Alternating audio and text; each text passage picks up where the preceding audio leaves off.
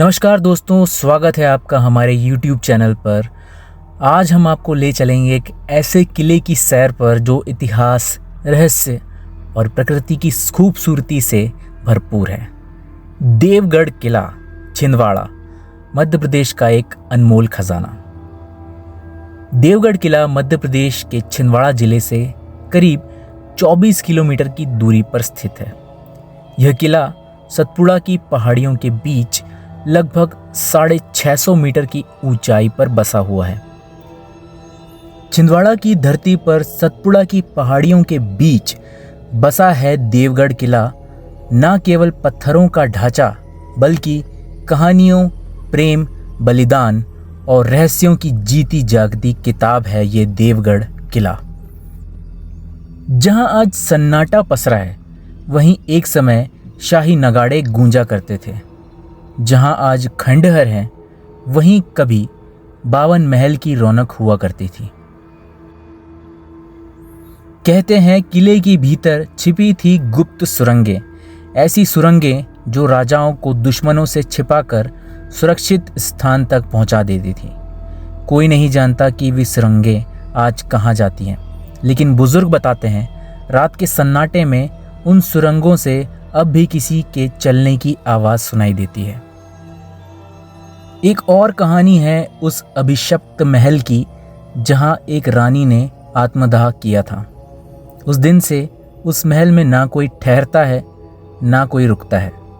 कभी कभी वहां से आती है चूड़ियों की खनक। सिर्फ वो सुन पाते हैं जिनका दिल डर से कांपता नहीं है। हर किला सिर्फ युद्धों से नहीं बनता, कभी कभी वो बनते हैं प्रेम से भी। गोंड राजा ने एक बार आदिवासी कन्या से प्रेम विवाह किया था। समाज ने विरोध भी किया, पर राजा नहीं झुका। कहा जाता है किले के एक हिस्से में आज भी वो रानी का मंदिर है, जहां हर साल आदिवासी समुदाय श्रद्धा से दीप जलाता है। इतिहास की बात करें तो देवगढ़ किले का निर्माण 16वीं शताब्दी में गोंड शासकों द्वारा किया गया था। यह किला उस समय एक महत्वपूर्ण प्रशासनिक और सैन्य केंद्र हुआ करता था। कहा जाता है कि इस किले में कभी 52 महल हुआ करते थे, जिनमें से कुछ के अवशेष आज भी देखे जा सकते हैं। इस किले का निर्माण भी अत्यधिक योजनाबद्ध तरीके से किया गया था। किले की इमारतें इस्लामिक शैली में निर्मित हैं, जिसमें स्थानीय गोंड कला का प्रभाव भी दिखता है। किले की इमारतें मुख्यतः पत्थर और चूने से निर्मित हैं। कहीं कहीं ईंटों का भी प्रयोग किया गया है। स्तंभ और छत के लिए लकड़ी का उपयोग किया गया है, जो अब शेष नहीं है। देवगढ़ का कोई प्रत्यक्ष और लिखित इतिहास तो प्राप्त नहीं हो पाया है, लेकिन अप्रत्यक्ष रूप से कई बार बादशाहनामा और अन्य मुगल साहित्य में देवगढ़ की चर्चा की गई है। अकबर के समय जाटवा का राजा छिंदवाड़ा, नागपुर और भंडारा जिलों तक था। जाटवा के बाद उसके वंशजों कोकसा, जाटवा द्वितीय, काकशा द्वितीय तथा बस्त बुलंद ने शासन किया था।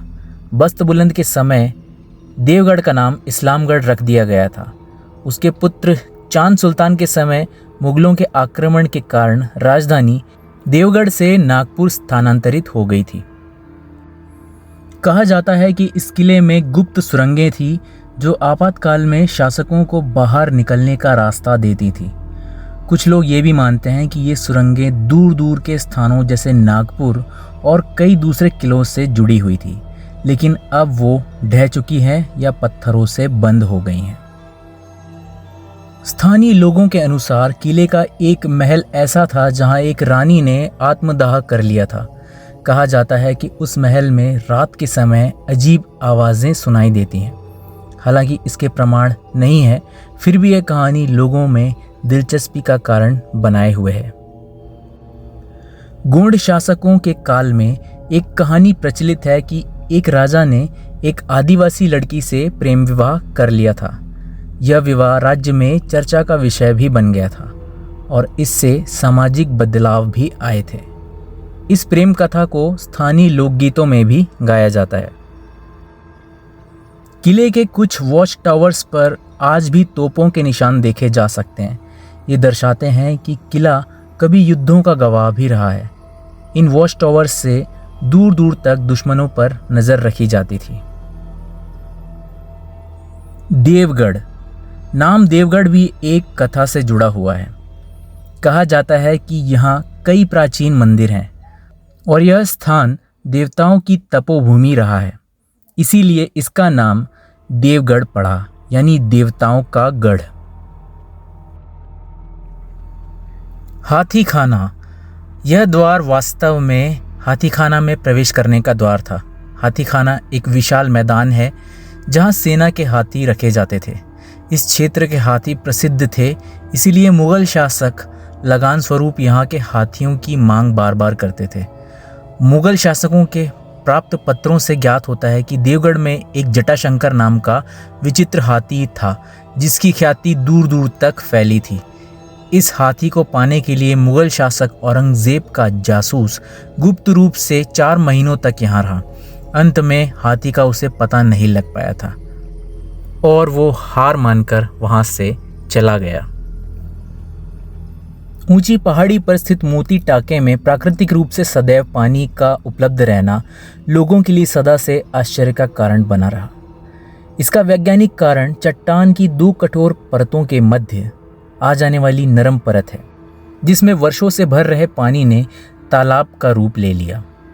सुरक्षित पहाड़ी पर भरपूर पानी मिलने के कारण ही इस स्थान पर किले का निर्माण किया गया। स्थानीय लोग इस तालाब के पानी को पवित्र और चमत्कारी मानकर बीमारी में इसका सेवन भी करते हैं। तो दोस्तों, ये थी कहानी देवगढ़ किले की, जो इतिहास, रहस्य और आत्मा की गहराइयों से जुड़ी थी एक अमर कहानी।